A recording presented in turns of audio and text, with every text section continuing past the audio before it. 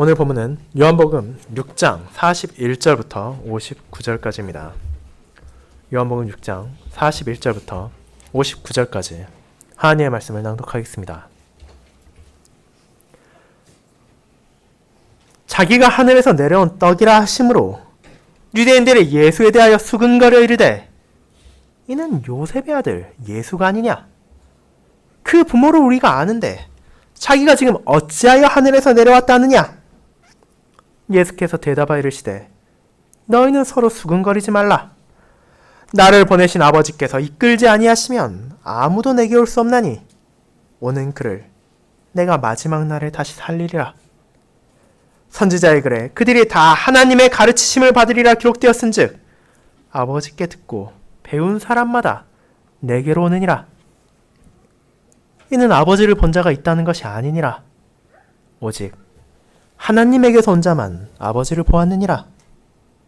진실로 진실로 너희에게 이르노니 믿는 자는 영생을 가졌나니 내가 곧 생명의 떡이라.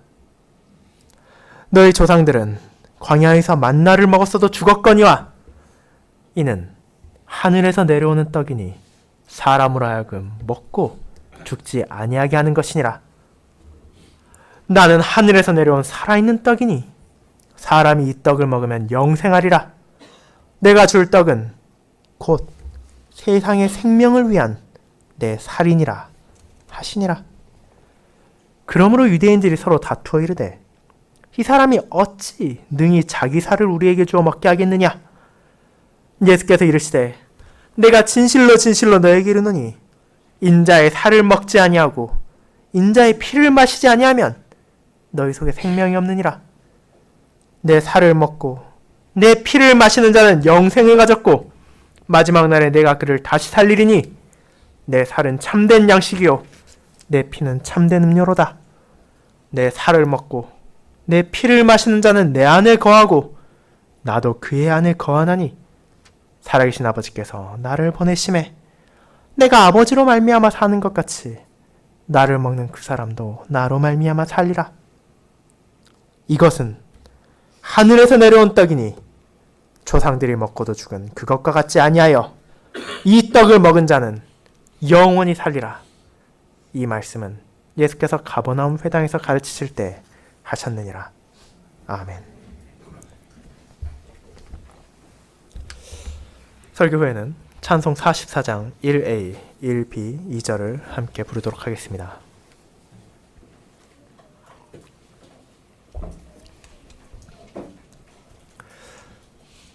사랑하는 주 예수 그리스도 안에 있는 형제 자매님들, 새로운 한 해의 첫 주일에 주님의 식탁에 참여할 수 있다는 것은 너무도 큰 영광입니다. 주님의 식탁에 나와 떡과 포도주를 통해 주님의 살과 피를 먹고 마심으로 부족한 신자에게 베풀어진 하나님의 사랑과 그리스도의 공로와 성령 하나님의 역사하심을 바라보며 이번 한 해에도 주님의 은혜가 우리에게 주어졌다는 것을 경험할 수 있기 때문입니다. 언약의 표와 인으로서 우리에게 주어진 떡과 포도주는 육신에 필요한 일용할 양식만이 아니라 그것이 가리키는 우리의 주님 예수 그리스도의 공로를 통해 우리들의 영의 필요까지도 선하신 하나님께서 충분히 채워주신다는 것을 알려줍니다. 그리고 이 사실을 주님의 식탁에서 먹고 마시는 신자들만이 아니라 아직 공적 신앙 고백을 하지 않은 성인들과 자녀들 또한 이를 보고 들음으로 기억해야 합니다. 그리고 그와 같이 성찬을 통해 주어지는 그리스도의 은혜를 저는 오늘 생명의 떡이라는 제목으로 설교하고자 합니다. 형제자매 여러분, 우리는 주기도문의 네 번째 청원을 통해 하나님 아버지를 향해 일용할 양식을 구한다는 것이 얼마나 중요한 것인지를 함께 나누었습니다. 하지만 아버지의 뜻을 알려하지 않는 사람이라 하더라도 그런 양식의 필요성 자체에 대해서는 대부분 인식하고 있습니다. 오늘 우리가 나눈 본문인 요한복음 6장에서 당시 주님을 따르던 수많은 백성들의 무리와 또한 오늘날의 많은 성도들이 주목하는 것은 6장의 전반부인 오병이어의 표적일 것입니다. 보리떡 5개와 물고기 2마리로 여자와 아이를 제외하고도 5천여 명이나 되는 큰 무리를 먹이신 것은 분명 놀라운 일이며 그 자체로도 어디에서도 찾아볼 수 없는 일이지만 그것이 너무도 놀라웠기에 안타깝게도 사람들의 마음과 시선은 주님께서 그것을 베푸신 의미로 나아가지 못하고 자신들이 먹고 마신 떡과 물고기 그 자체에 머무르게 되었습니다. 주님께서 이 표적을 행하신 다음 날 이 무리들은 제자들과 주님을 따라 바다 건너편으로 넘어왔습니다. 하지만 주님께서는 지금 그 백성들의 마음에 있는 것이 무엇인지를 지적하셨습니다.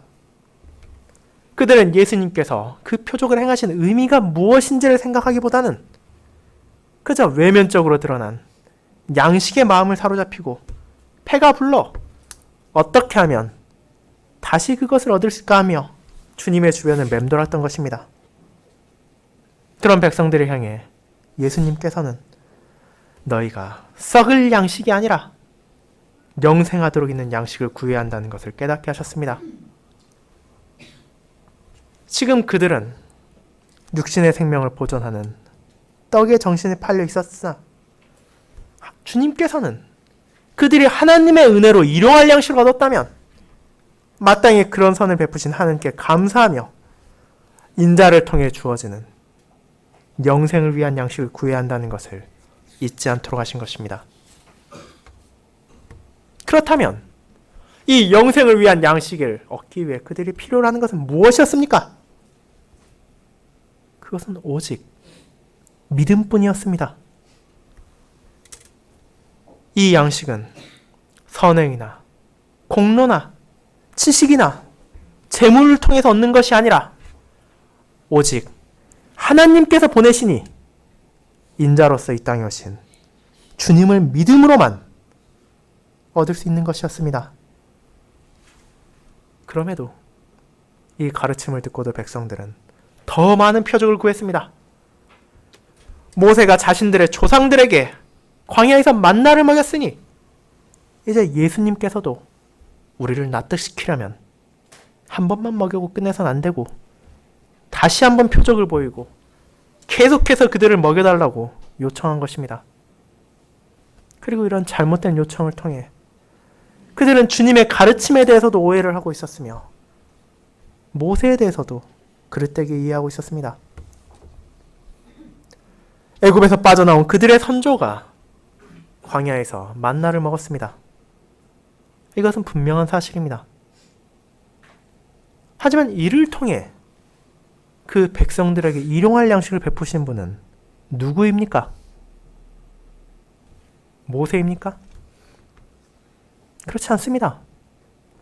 바로 하나님께서 그들에게 만나를 주심으로 먹이신 것이지 모세 그 자신의 능력으로 만나를 내려오게 한 것이 아닙니다. 그렇게 광야에서 받은 만나조차도 모세가 아니라 하나님께서 자신의 백성들을 위해 공급하신 것이며 그들의 필요를 채워주시는 사랑을 보여주신 수단이었습니다.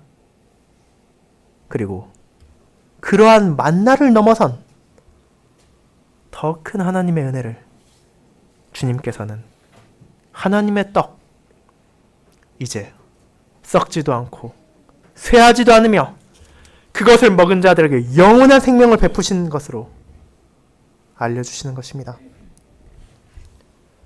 이와 같은 생명의 떡을 여전히 물질적으로 이해하는 무리를 향해 주님께서는 자신이 생명의 떡이며 그들의 영혼을 충만히 채울 하나님께서 보내신 은혜라는 것을 전하십니다. 그러나 그 말씀을 듣고도 백성들은 여전히 이 땅에 오신 예수 그리스도가 누구이신지를 바르게 이해하지 못했습니다. 주님께서는 하나님께서 자신의 백성들을 사랑하사 이 땅에 보내신 독생자이시며 그분의 공로를 통해 그분의 양떼들이 죄로 인한 저주와 죽음에서 벗어날 것이라는 것을 알지 못한 것입니다. 그렇게 주님께서 자신에게 오는 자는 결코 줄이지 않을 것이며 자신을 믿는 자는 영원히 목마르지 않을 것이라고 했음에도 불구하고 그 자리에 모인 무리들은 이를 믿지 않았습니다. 그들은 주님께서 보이신 생명의 떡을 구하면서도 주님의 정체성에 대해서는 받아들이지 않았을 뿐 아니라 하늘에서 내려오신 참된 양식인 주님을 부인함으로 믿음이 아닌 불신과 의심을 보였습니다. 그렇게 그들은 육체의 양식인 떡과 물고기는 먹을 수 있었으나 그것이 가리키는 진정한 생명의 양식인 주님께는 참여하지 못했습니다. 그들 자신의 완악함으로 주님을 믿지 않으며 육체의 양식과 눈에 보이는 표적만을 구했기에 생명의 떡의 가르침이 자신들에게 주어지고 심지어 그들의 눈앞에 있음에도 불구하고 이를 거부함으로 자신들의 멸망을 초래한 것입니다. 사랑하는 형제자매 여러분, 자신들에게 주어진 떡과 물고기를 마주했던 이스라엘 백성들과 같이 오늘 우리 눈앞에 떡과 포도주가 놓여져 있습니다. 그들이 주님의 은혜로 양식을 받았던 것처럼 오늘 우리 또한 주님의 은혜로 그분께서 베푸시는 하나님의 떡을 받을 것입니다. 하지만 이 식탁에 참여한 우리가 잊지 말아야 하는 것이 있습니다. 그것은 바로 성찬을 참여함으로 진정한 주님의 은혜를 누리는 것은 우리 자신의 능력이나 우리 자신의 성취를 통해서가 아닌 아버지의 인도하심의 은혜를 통해서라는 것입니다. 그분께서 우리에게 참된 믿음을 일으키심으로 성찬에 참여하게 하십니다. 우리는 부족합니다. 우리는 연약하며 비참 속에 살고 있습니다. 죄와의 싸움에서 때로는 허덕이기도 하며 어려움과 순환을 겪기도 합니다. 하지만 그런 우리에게 하나님께서는 자신의 독생자를 통해 육체의 양식만이 아니라 영혼의 양식까지도 충만히 채워주십니다. 그리고 이 양식을 참된 믿음으로 먹고 마신 자는 영원히 줄이지 않으며 영원히 목마르지 않을 것입니다. 그것이 일시적인 굶주림을 달래고 일시적으로 목마름을 해소해 주는 것이 아니라 이를 넘어 영원히 우리에게서 이를 멀리하는 것은 바로 예수 그리스도의 십자가를 통해 우리들에게 주어진 은혜가 너무나 크며 우리가 다시 살아날 때 이제는 더 이상 목마름이나 주림이 아닌 영원히 온전함을 경험할 것이기 때문입니다. 그리고 이 성찬을 통해 우리는 이와 같은 육체와 영의 모든 피로를 하늘에 계신 아버지께서 베풀어 주신다는 것을 경험하게 됩니다. 이를 믿음으로 받아들이는 자는 죄의 값인 죽음이 아닌 영원한 생명을 누리게 되며 그것을 먹고 영원한 저주 대신 이 땅의 삶을 마친 후 그분의 나라에서 영원한 기쁨과 찬양을 이어가게 될 것입니다. 생명의 떡이신 예수님께서 우리에게 영원한 양식의 약속을 주셨습니다. 이 약속을 성취하시기 위해 주님께서는 세상에 있는 자신의 양떼들을 위하여 십자가에서 피를 흘리셨습니다. 그분께서 못 박히시고 그분께서 피를 흘리셨으며 그분께서 굶주리시고 그분께서 목마르심을 경험했기 때문에 이제 참된 믿음으로 그분께 연합한 백성들은 영원히 줄이지 아니하며 영원히 목마르지 아니할 것이라는 약속을 받았습니다. 그 약속의 표와 인이 오늘 우리가 먹고 마실 떡과 포도주입니다.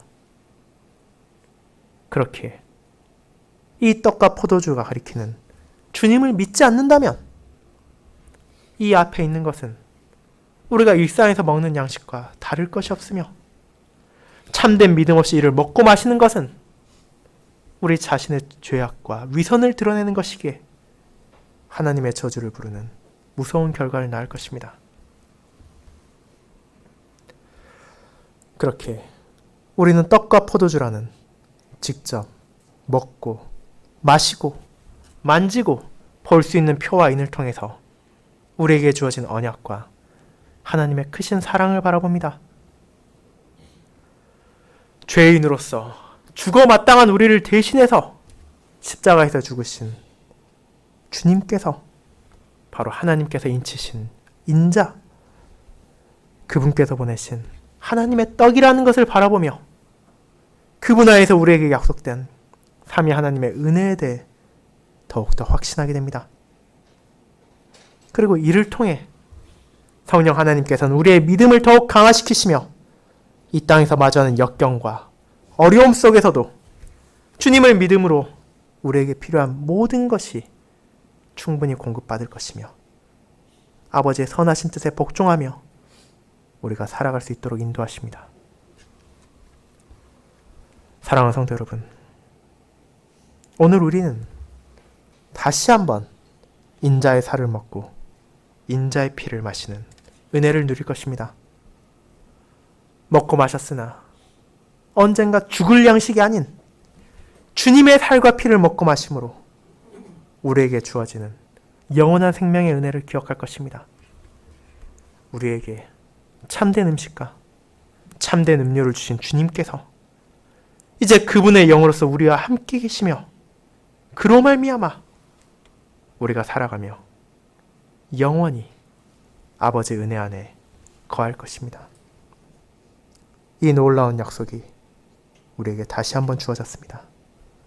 그렇기에 우리는 마음속에서 불신과 의심을 버리고 참된 믿음으로 이 자리에 참여해야 하며 눈에 보이는 떡과 포도주에 우리의 시선과 마음을 고정하는 것이 아니라 이것이 표하고 인치는 하나님의 약속을 바라봐야 할 것입니다.